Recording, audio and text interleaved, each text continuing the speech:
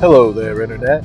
Vinny D here, and welcome to another Vin 10. Today I'm bringing you 10 Atari games not based on arcades. As the Atari 2600 brought gaming home, the late 70s and early 80s were all about the home arcade ports. Indeed, if you talk about the 2600 these days, most people will chime in, well, the arcade version was better, so I'll just play it on main. But these games aren't on main. They aren't in arcade. They're only on Atari. Number 10, Adventure. This one's got extra famous since its appearance in Ready Player One, but should be truly appreciated as the founder of the entire adventure genre. Hell, the genre is even named after it. It's a simple game by today's standards. It's even a simple game by the standards of just a few years later, when The Legend of Zelda was released. But I think there would have been no Zelda if not for Adventure. And you can still pull this one out and play it today. A straightforward, simple game. Hunting for treasure, slaying dragons, and storming castles. Number 9, Pitfall. This game is legendary. Much like Adventure forged the adventure genre, this game pioneered the side-view platformer. Travel deep into the jungle and hunt out that hidden gold. But you can't do it in the arcade. Number 8, Yar's Revenge. While there have been plenty of space shooters in the arcade, this one, where instead of fighting lots of small enemies, you fight one big one, was only on the 2600. And was massively popular, so much so that in more recent years, it spawned 2 sequels, Yar's Return, and just recently announced, Yar's Recharge. So let me ask you, what the hell happened to Yar that he was so mad he not only needed revenge, he had to return for more, and now he's recharged as well. Number 7, Superman. It's said you just can't make a good Superman game. Well, the very first attempt at bringing the Superman license to video games is probably still the very best one. It runs similar to Adventure. You move around, only in Superman you fly freely. You can also enter buildings, fight enemies, but mainly you're picking up objects and bringing them places. Whether it's picking up the destroyed bridge to bring it back, catching criminals and taking them to jail, or taking on Lex Luthor. Yes, the flying sound is kind of annoying, but it's basically Adventure with Superman slapped on it. And Adventure isn't a bad game, and neither is this one. Give it a try sometime. Number 6 is number 1, Combat. Yes, this game takes some creative thinking to actually see much of anything going on, and takes 2 people to play. But it has lots of different game modes. And I think it's that one game just absolutely everyone has, because it's cartridge number 01 in the Atari library. And once again, you won't find it in arcades. Number 5, Raiders of the Lost Ark.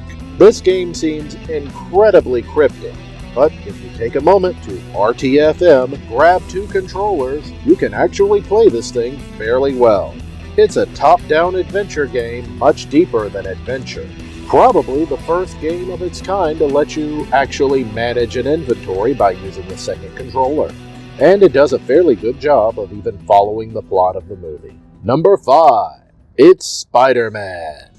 Not to be outdone by DC, Marvel also lent a license to the Atari 2600. You play as Spider-Man, swinging on webs and crawling on walls. It helps that Spider-Man actually looks like Spider-Man. The Green Goblin, fairly convincing Green Goblin. The gameplay is simple and yet surprisingly complex. You shoot your web in different directions and swing around. You climb up the side of a building, rescuing civilians, disabling bombs, and finally get to the top. It's fairly simple, but fairly fun, and visually, pretty good for its age. If not, amazing. Number 5, Radar Lock. Now we're getting into some good stuff. Radar Lock does some really impressive graphical tricks for the 2600, like the tilting horizon. Otherwise, it's a straightforward behind-the-jet action game that a few years later would be made more famous by Afterburner. You shoot down enemy jets, fly around, refuel mid-air, and take off for the next stage. It has the need for speed, so why don't you play it with the boys? Number 4. Gorf. Maybe I just like this one because it's frog spelled backwards. But while Gorf gives you plenty of arcade-style shooting, mimicking the styles of several different arcade shooters, totally changing up its gameplay every stage, you won't find it in the arcade. While it is ported to more than one system, you can find it on the 2600 at home.